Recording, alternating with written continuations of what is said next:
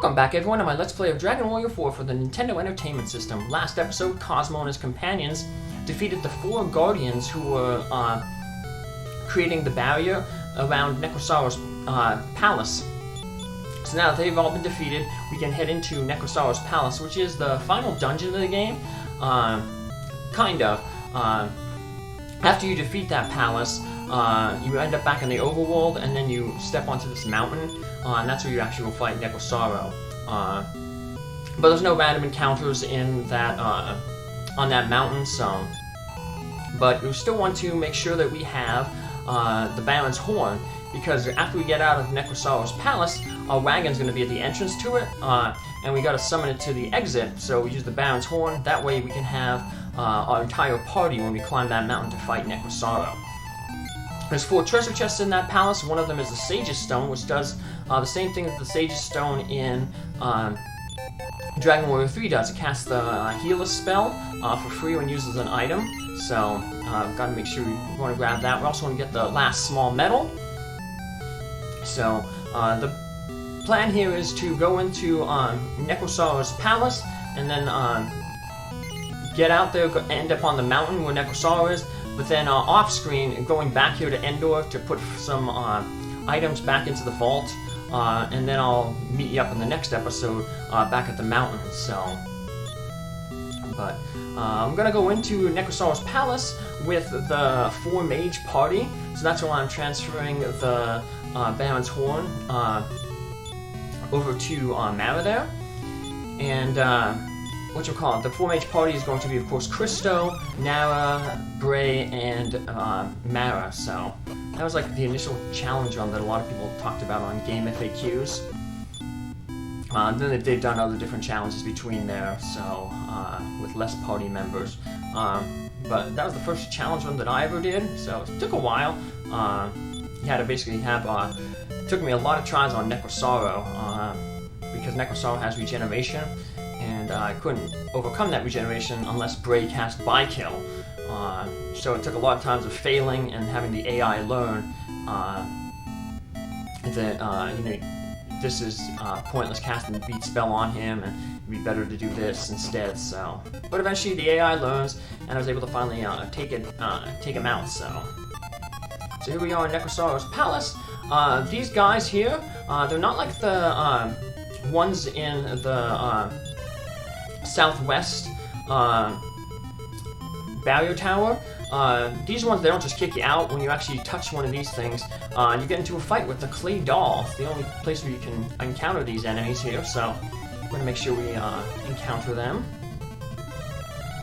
So, just to show off, we have 2 more enemies that we want to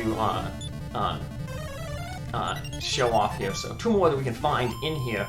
One's going to be really rare, so I'm going to kind of off-screen that. And speaking of rare monsters, I off-screened before going to this place. I went back into the tower that leads to the final refuge, and I grinded and got a metal babble. I managed to kill not a metal babble, a king metal. So that'll be at the end of the episode. I'll just put that in as a side little bonus to show off that enemy. But yeah, it took a while to do that. So, but again, quite a few levels just from fighting regular enemies in that place. So that's why you'll notice that my character's got about 2 levels from when I last left off. Now it's just from grinding, trying to get that Metal King. So you want to drop down this hole here. You could take those stairs, but we'll just drop down, save us some steps. Cast the Step Guard because we have a bunch of swamps here. We want to head down to the corner here and get our last small medal. That's small medal number 32. And then we're going to head up. This palace is pretty neat. You kind of go through a lot of rooms several times. And we're going to do the first one kind of up here, where you gotta go to a room, use the elevator to open up a passageway to another room, and then kind of backtrack. So, it doesn't make too much sense now, but you'll see what I mean when we get there. So, there's the Duke Mellisto. They're kind of annoying. They can use the beat spell like Christo has. So Christo will often use the stop spell on them. If you have somebody else with the Sphere of Silence, that would help too, with the Staff of Anti-Magic when fighting them. So, now that room there, you'll notice that there's like a hole there that we fell down in. We're going to take the elevator there over to the left, down a floor, and then that will cover up that hole, and then we can proceed onward. But before we take that elevator down, we want to get some treasure up here. So to the north and to the south is treasure. We want to head to the north first because it has a better treasure. That's where we're going to get the Sage's Stone. So just head straight up north from that staircase. We got a little bit of a walk ahead of us, but we'll eventually, like I said, get to that Sage's Stone. And I'll end up giving that to Bray. That way we have a whole bunch of, we have 3 characters who can cast healing. Krista will have the Heal Us spell, Nara has the Heal All spell, and then Bray in battle can use the Sage's Stone to cast Heal Us. So we'll have quite a bit of healers. So just head on outside here, grab the Sage's Stone. Just like it in Dragon Warrior 3, it's basically at the end of the game. So in the end of the game was the floor right before you fought Zoma and his 3 minions. So Necrosaro here, he got 4 minions. He bumped up the amount of minions that he had. Well, I guess Zoma had 4, but he didn't fight them all at once. I guess you can't count Baramus as one of his minions. But yeah, right before you fought Zoma, you had that 3 boss battle in a row with King Hydra, Baramus Gonus, and then Baramus Bonus. So it's like Baramus' soul, Baramus' body. But this one we had to fight the 4 guys kind of right in a row. So let's head back into the palace here, grab some more of those treasures, and then we're going to backtrack to grab the that elevator and open the way forward. Some life force nuts, we'll end up giving them to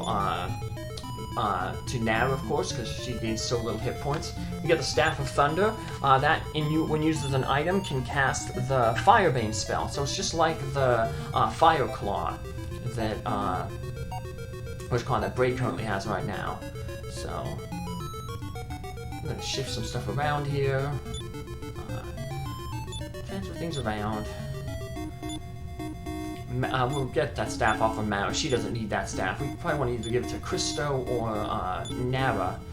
That way they have a multi.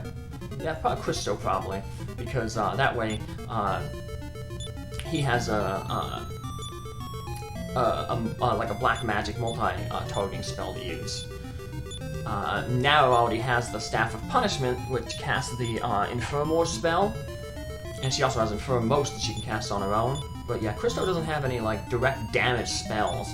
He does have the Beat and Defeat spell, which causes instant death, but they have they ain't guaranteed to work or to deal damage. So this way, everybody got a free way to cast black magic spells in our party here, and 3/4 of our characters have a way to cast white magic. So I'm just shuffling around my inventory to get the wizard's wings put in a special place. Alright, let's head on back. Luckily we don't have the wagon, so we stay in a single file line, and you're gonna step into those barrier tiles there. Does that mean you have to take the elevator down? And you'll see that it covers up that room that had the hole in it, where we fell down to get the last small medal. So that allows us to pass through that area, and we're gonna have to do that one more time here. Head up to the north. There's a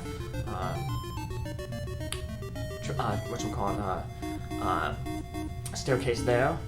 We'll notice that there's an elevator here, but you can't leave the north of the elevator because there's a wall blocking the way. But downstairs below there was a room that was empty, so we take the elevator down to that room, we park it there, and now when we climb up the staircase again, we're going to see that the elevator ain't there. It's just like the ceiling of the elevator, so we can walk across the ceiling and get to the staircase, which is pretty much going to take us almost to the end of the area. We just got a few more rooms to go here. Short hop here. And we have one more enemy to fight that we haven't encountered here, the Great Rhydon. So I'm going to off-screen that because it took me about half an hour to get to it, so... But eventually I end up finding him. Here he is, the Great Rhydon. So... he can be somewhat annoying. He actually has regeneration, 20 regeneration per turn, so he's a non-boss monster that regenerates. So... And unfortunately, all our characters are being dumb and not casting damaging spells on him. They're casting, like, sleep and chaos and... Ew, which isn't good, because now he's hurting us pretty bad here. So let's change our tactics to defensive so that we prioritize healing. Cristo gets off that heal us spell. I'm mainly hoping that Bray, if he would have got off the Sage's Stone. Hey, we got By-Kill off on Nara, which is good, because Nara is our best attacker with that... Metal King Sword. Now, unfortunately, she's on defensive, so she's prioritizing healing. And we weren't lucky enough to have Mara use the hit the vital spot of the Skeleton Rider here, the Great Rhydon. But at least now Bray's getting everybody by-killed up, and now we're finally starting to cast some damage spells. And this guy's regenerating, so that's why we've probably done more than 300 damage to him. But he finally falls. And like I said, other than the King Metal, we have encountered all the regular enemies in the game. All we have left is the King Metal, which I'll show at the end of this episode, and then Necrosaro. So we step out here. That'll take us out of the palace right here. And you notice the wagon's there on the back. Necrosaro's mountain, we step on that, and that takes us to where Necrosaro is. But we want to call the wagon over here with the Baron's horn. Because otherwise, if we went onto the mountain right now, we'd only have Cristo, Nara, Bray, and Mara in our party. By summoning the wagon here, now everybody will be in our party. So that's where I'm going to end the episode, like right here.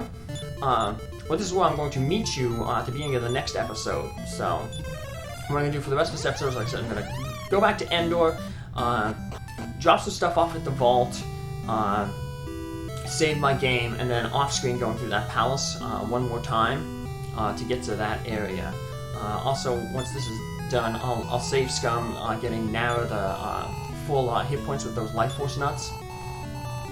Probably drop some gold off here. I haven't really dropped off much gold, so and then I'll show the King Metal the King Metal battle. So they're kind of a rare encounter. That's why I wanted to do it off screen, because one, they're a rare encounter, and two, even if you do run into them, there's no guarantee that they'll stick around long enough to be defeated, because they're just like the metal battles and metal slimes, where they have a 50% chance to run away each time. Just like the metal babbles and metal slimes, they cast like fire spell, where metal slime casts blaze, metal babble casts fireball. These guys cast the firebane spell. So yeah, it can be pretty deadly if they decide to stick around. But like I said, they're basically worth like 3 metal babbles worth of experience. So if you have Talon in your party, he could potentially steal a Metal Babble helm from them if he uses one of his tricks, his antics, his stealing antic. So that's one way to get a whole bunch of Metal Babble helms. It's the only way we'll be able to get it, because we used our small metals instead to get the extra hats of happiness and the Sword of Miracles, 2 Sword of Miracles. 3 hats of happiness rather than getting that. So there's a King Metal there over on the left. Alina uses a terrific blow wasted on one of the slimes. So that's terrible. Mara will use, when she comes across a bunch of these metal babbles and King Metals, she'll cast the Be Dragon spell, and unlike Dragon Warrior 3, you don't have to wait for the next turn for it for her to use it. But unlike Dragon Warrior 3, where the fire breath that the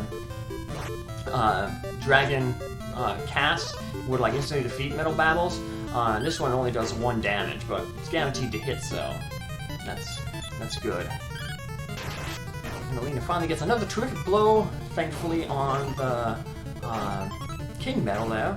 I guess she learned to attack the King Metal because this is like the 3rd time I encountered a King Metal, and the other time she kept going after the Metal Babbles instead.